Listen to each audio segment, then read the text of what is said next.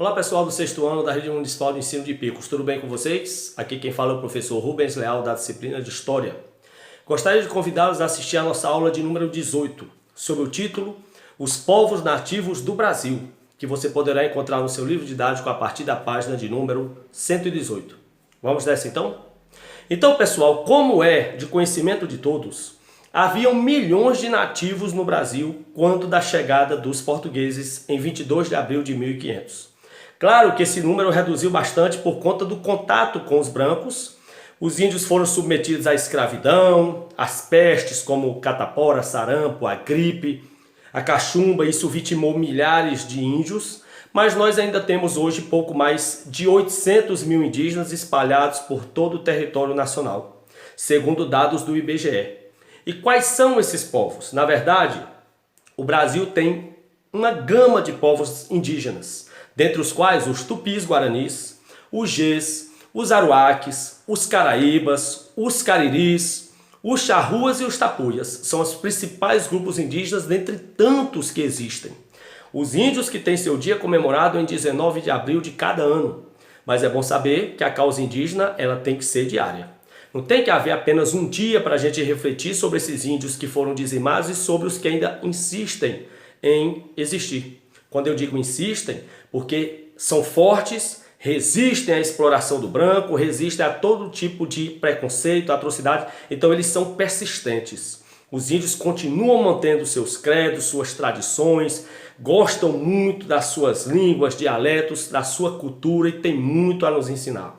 Nós sabemos que muito da cultura que nós usamos hoje vem dos indígenas, como coisas da culinária, por exemplo, beiju ou tapioca, como alguns conhecem em outras áreas do país, é da cultura indígena, né? O cultivo da mandioca, da macaxeira, dormir de rede, tomar banho várias vezes ao dia, são hábitos indígenas. Então, o povo indígena insiste porque o povo indígena é forte e apesar de toda a subjugação ao longo da história, é um povo que não se rendeu e que ama e defende as cores de sua bandeira, a bandeira indígena.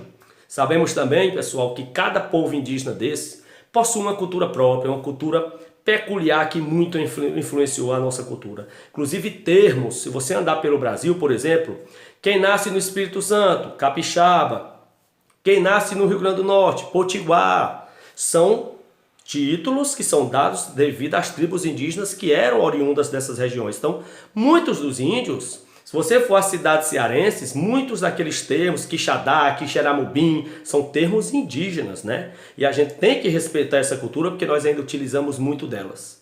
Obviamente que esses índios, eles têm diferenças. Essas tribos indígenas têm algumas diferenças e semelhanças. Dentre as diferenças, os traços físicos. A gente tem uma ideia de que o índio ele é igual, a gente tem uma ideia de generalizar. Não.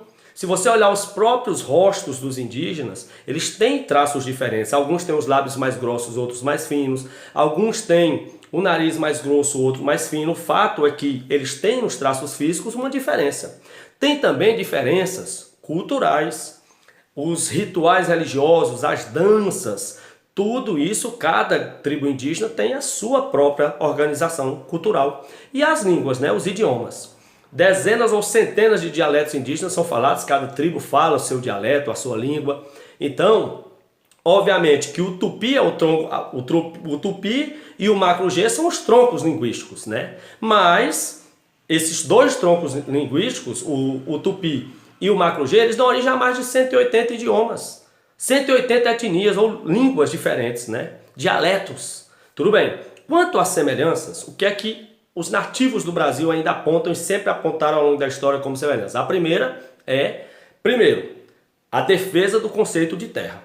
Para os índios, a terra é de quem trabalha nela. Então, os índios eles defendem com unhas e dentes suas propriedades, suas reservas. E outra coisa, eles não vivem para acumular. O índio ele tem ali para poucos dias. O índio ele não vê a necessidade de acúmulo, isso é até uma reflexão para nós. Os índios eles sempre apontam os brancos nessa ideia de que a gente morre trabalhando para acumular e no fim da vida a gente não leva nada, né? Então os índios eles não têm essa ganância pelo trabalho, acumular, não.